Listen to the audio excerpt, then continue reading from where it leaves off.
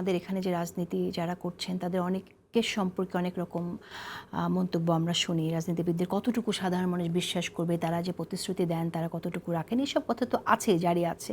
এর পাশাপাশি নতুন এই যে সুপ্ত রাজনীতির একটা ব্যাপার যে আসলো, এই ট্রাস্ট যে নষ্ট হয়ে যাওয়া, এটা আসলে তরুণ যারা আসবে তাদেরকে কতটুকু প্রভাবিত করতে পারে বলে মনে হয়? বাংলাদেশে একসময় আন্ডারগ্রাউন্ড রাজনীতির কথাটা ছিল এবং খুব বড় বড় বিভিন্ন আদর্শের বাম ঘরানা তো একটা আদর্শ না, এবং তারা গোপনে চলে যেতেন, হাইড আউটে চলে যেতেন, কখনো কখনো পার্টি নিষিদ্ধ হয়েছে, বিভিন্ন রকম পন্থী তাদের মধ্যে ছিলেন।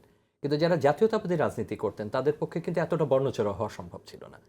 তারা ওই কিছুদিনের জন্য তো মুসলেখা দিতেন কেউ কেউ, বা ভাই যেটা বললেন অন্য দলে থেকে একটু টিকে থাকার চেষ্টা অথবা গোপনে চলে যাওয়া এরকম। সেটার সঙ্গে আবার ওই গোপন আস্থানার একটু পার্থক্য আছে। আমাদের কৈশোর এবং যৌবনকালের শুরুর দিকে দক্ষিণবঙ্গে একটা শব্দ ছিল রাতে পার্টি, আঞ্চলিক শব্দ। এটা অত্যন্ত নেতিবাচক। এদের যত কর্মকাণ্ড রাতের বেলায়, এদের প্রকাশ্যে দেখা যায় না।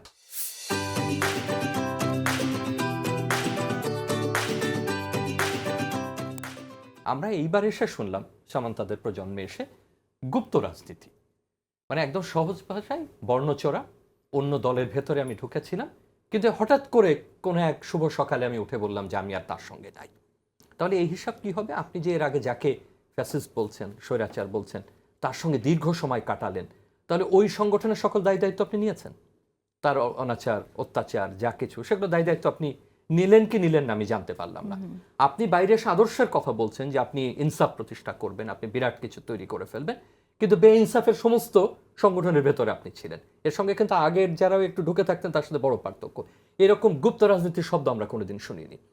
রাজনীতিতে কৌশল এবং আদর্শের মধ্যে কোনো কোনো ক্ষেত্রে পার্থক্য করা কঠিন হয়ে থাকে। একটা খুব বড় আদর্শবাদী রাজনীতিও তার কৌশলের জন্য নির্বাচনী জোট করতে পারে, নির্বাচনী কৌশল নিতে পারে, কিন্তু আদর্শ বলে তো একটা কিছু আছে, যেটা একটু আগে উনি বললেন যে ধরেন এখন বিএনপি বড় দল, ওর পক্ষে তো লুকানো অত্যন্ত কঠিন, মেকআপ দিয়েও ঘোরা খুব কঠিন। এখন ও তো প্রকাশ্য একটা দল, এখন ওর লোকজন যদি হঠাৎ করে কোথাও ঘটে কোনো একদিন গুপ্ত হতে চেষ্টা করে, ওর তো আর ওর অবস্থায় থাকবে না, তাই না? ওর বৈশিষ্ট্য থাকবে না। কিন্তু বিশেষ বিশেষ দলের আমরা হঠাৎ করে, ইভেন যদি বিভিন্ন প্রতিষ্ঠানের ক্ষেত্রে আমরাও দেখেছি, আগে নেতা নেত্রীদের নাম বলতে অজ্ঞান হয়ে যাচ্ছেন, একটা বিরাট কিছু ঘটে চারিদিকে, পোশাকের পরিবর্তন, অন্যরকম পোশাক, অন্যরকম বুলি, অন্যরকম স্লোগান। হঠাৎ করে আমরা জুলাই বিপ্লবের পরে দেখলাম যে তার আর তা না, আসলে তার অন্য রঙের। এই বর্ণচোরা দিয়ে রাজনৈতিক আদর্শ প্রতিষ্ঠা করা যায় না। আপনি আপনার রাজনৈতিক আদর্শ থাকবেন, আপনার দলে থাকতে পারেন, ভেঙে যেতে পারেন, নতুন দলে যোগ দিতে পারেন, অনেক কিছু আপনি করতে পারেন। আদর্শ বানাম ঐক্য, আদর্শিক ঐক্য না রাজনৈতিক ঐক্য না কৌশলের ঐক্য, অনেক আলোচনা হতে পারে, কিন্তু বর্ণচোরা আমি মনে করি অনৈতিক, অনভিপ্রেত, এবং এটা কোনো রাজনৈতিক আদর্শ তো হতেই পারে না।